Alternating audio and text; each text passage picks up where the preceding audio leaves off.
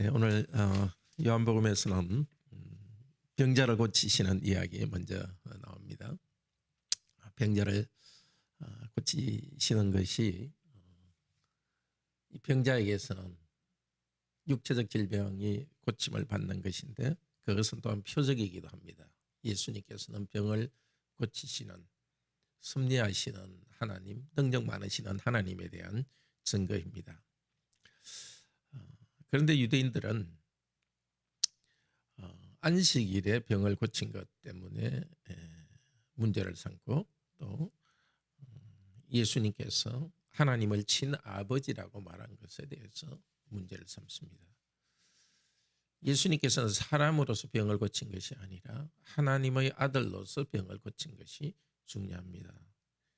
그것 때문에 우리와 하나님 사이의 중보자가 되셔서 우리를 영원히 질병으로부터 구원하시는 그 구원자가 되시고, 그리고 이 일을 통해서 우리를 죄로부터 구원하시는 분임을 보여줍니다. 그런데 특별히 모든 병이 죄 때문에 생긴 것은 아닙니다. 물론 이 땅에 죄가 들어온 것, 이 땅에 그 질병이 들어온 것은 죄 때문입니다. 그래서 병의 근원은 죄라고 할 수 있지만 이 사람의 경우는 죄 때문이었습니다. 특별히 잘 모르겠습니다. 젊은 시절에 너무 술을 많이 마셔가지고 몸이 망가졌는지 이유는 모르지만 죄 때문에 병이 들었습니다. 예수님께서는 병을 고쳐주신 다음에 다시는 죄를 범하지 말라고 하십니다. 우리도 예수 그리스도의 은혜로 죄를 용서받은 다음에 죄를 지을 수 있는 허가증을 받은 것이 아니라 다시는 죄를 짓지 않고 더 충성하고 순종하며 나아가도록 합시다.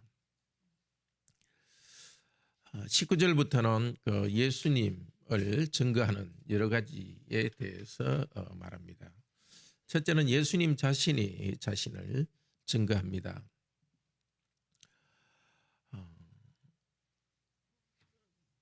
예수님께서는 자신을 증거하시기를 그분 자신이 하나님께서 사람이 되셔서 십자가에 죽으시고 부활하셔서 구원하시는 일을 하신다. 24절에서 말합니다. 내 말을 듣고 또 나 보내신 이를 믿는 자는 영생을 얻었고 심판에 이르지 아니하나니 사망에서 생명으로 옮겼느니라. 예수 그리스도를 믿는 우리는 이미 사망에서 생명을 옮겼습니다. 바로 25절 29절에서 죽은 자들이 하나님의 음성을 들을 때가 오나니 곧 이때라 듣는 자는 살아나리라. 이미 예수 그리스도를 믿는 우리는 하나님과의 관계 속에서 생명 안으로 들어와 있습니다.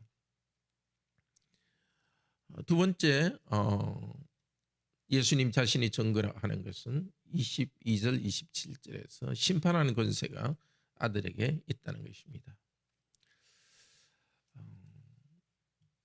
29절에 선한 일을 행한 자는 생명의 부활로 악한 일을 행한 자는 심판의 부활로 나오리라.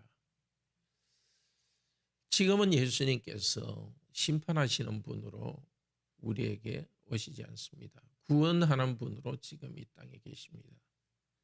믿을 때 생명을 주시는 분으로 계십니다. 그러나 믿지 않는 자는 이미 심판을 받았고 마지막 날에 심판이 나타날 것입니다.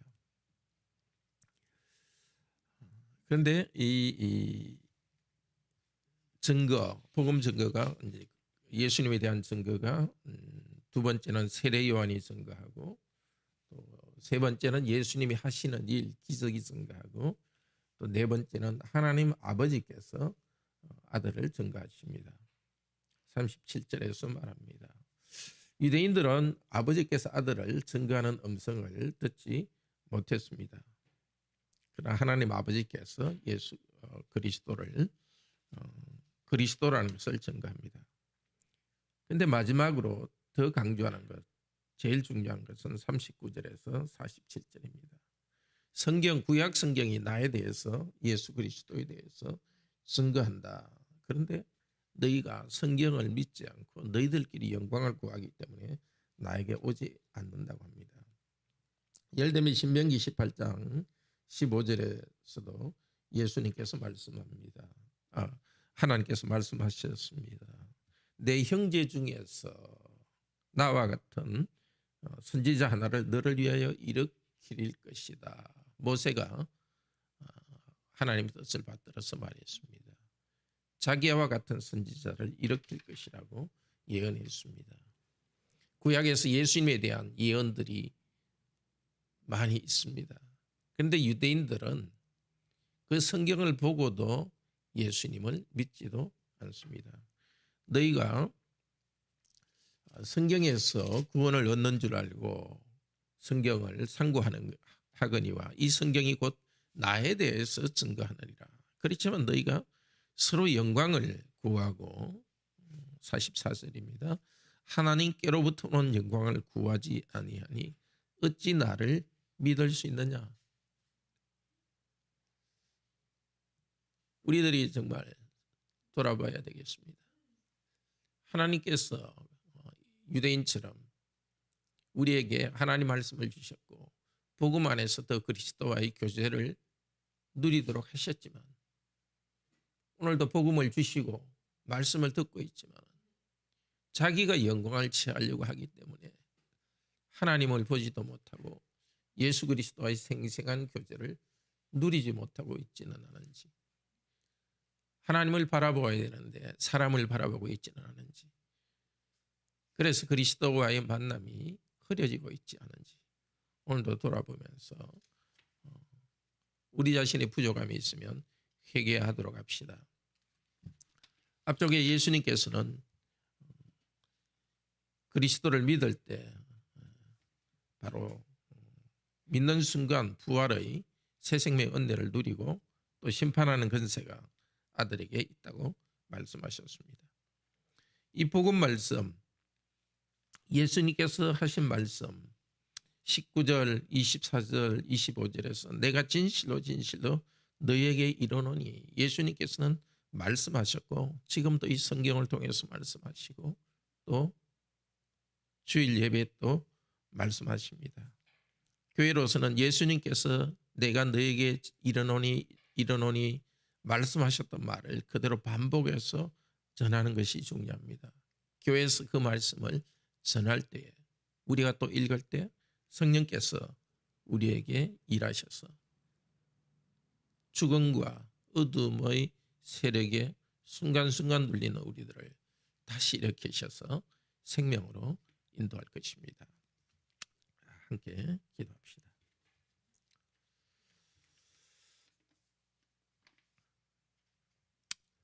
은혜가 풍성하신 하나님, 우리 예수님께서 오셔서 하나님이며 사람으로서 우리 죄를 용서하시고 하나님과 사람 사이에 친교를 할 수 있도록 새 생명을 주셨습니다. 한 사람이 질병이 구체적으로 그의 죄 때문에 병이 생겼고 예수님께서는 병을 고쳐 주시면서 죄를 짓지 말라고 하셨습니다. 이제도 우리의 가장 근본적인 문제는 죄의 문제입니다. 오늘도 우리가 저희 자신의 부족함을 알고 나왔습니다. 저희 죄를 고백하고 용서를 구할 때 불쌍히 여기시고 우리 죄를 용서하여 주시고 이제 더 이상 죄를 짓지 않고 성령님 안에서 거룩하게 살아갈 수 있는 새로운 힘을 주시옵소서. 예수님은 메시아여 하나님의 아들이라고 증거하는 것이 여러 존재들이 있습니다. 특별히 예수님 자신이 증거하십니다. 나를 믿는 자는 이미 생명을 얻었고 또 마지막 날에 더 풍성한 생명 영생을 얻을 것이요 믿지 않는 자들에게는 심판이 있을 것이라고 말씀하십니다. 옳습니다.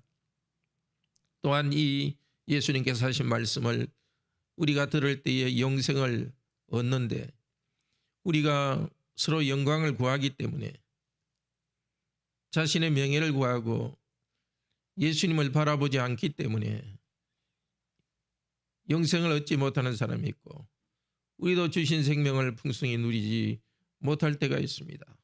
오늘도 우리를 불쌍히 여겨 주시옵소서. 자신의 명의를 구하는 것이 아니라 하나님께서 주시는 영광, 하나님께 주시는 생명을 바라보는 오늘 하루가 되게 하시고, 오늘 우리가 기도할 때 은혜를 내려주시기를 원합니다. 부산노예 85개 교회가 말씀과 기도로 성장할 수 있도록 도우소서. 우리 고신교회가 독생자를 주셔서 십자가에서 죽게 하시고 부활하게 하신 하나님의 사랑을 감사하며 찬양하는 교회 성도들이 될 수 있도록 인도하소서. 주 예수 그리스도 이름으로 기도드립니다. 아멘. 은혜로운 기도 시간 되기를 축복합니다.